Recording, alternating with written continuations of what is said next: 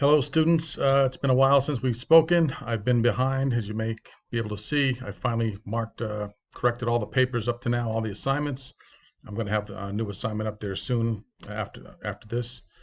The, the, the title of this lecture is LexisNexis Parallel Citations. This is a real quick one to go over some errors that almost everybody made on your assignments that I've been giving you. All right. What I want to talk about simply is that almost on every single person, almost, I think everybody did, included parallel citations in their answers. What is a parallel citation? A parallel citation is a citation to the unofficial reporter that follows the official citation. So a parallel citation is the unofficial reporter. Okay.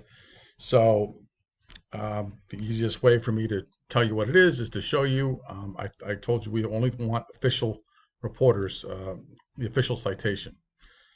So I'm going to go to a case here. Okay, you should now be able to see this case that I pulled up here, Commonwealth versus Gilman. You can see here, if you go down to Gilman, we can find an example of a parallel citation. Just bear with me. Commonwealth versus Walker, okay? The first citation that appears after Walker is the official citation. The official citation always comes first. That's how you know it's the official citation, okay? So in Commonwealth versus Walker, you have the official citation, which is 460, volume 460 of the Mass Reports, beginning on 590, and directing you to read page 613. That's the pinpoint of it there. So that is your official citation. It ends at 613. Now there's a comma, and now they're going to give you the unofficial cite. This is 953 Northeast Reporter 2nd at page 195. Okay, that's the unofficial cite. And then at the end follow the year.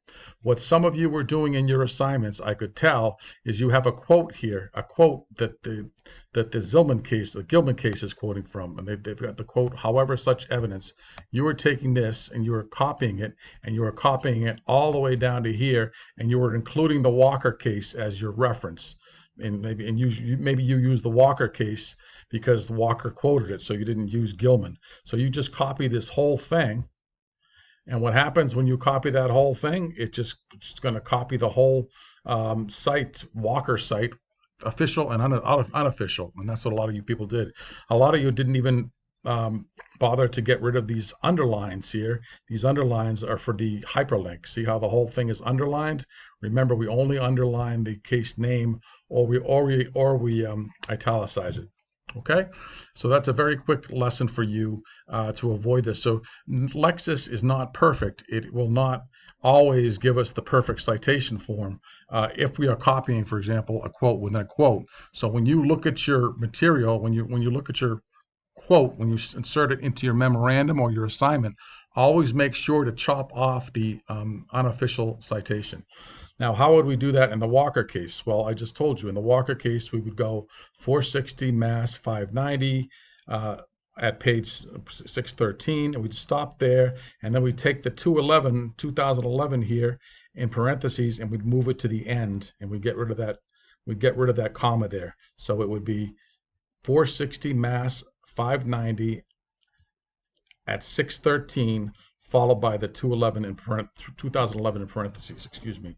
Okay, very easy. All you need to do, I asked you to do, was follow the citation format in the handouts that I gave you. So I did a real quick assignment for you. It's only four questions. All it is 4 citations that have both the official and unofficial citations in them. And all you have to do with that is break it out and chop off the unofficial citation and give me the official citation in proper form. I just want to make sure people understand that point. Okay, I'm going to have some assignments for you soon that will be due probably a week from this coming Sunday. And this particular assignment is going to be due this coming Tuesday, which is the 13th, I believe. Okay. Apologies for being behind, but I'm catching up now. Okay. Thank you.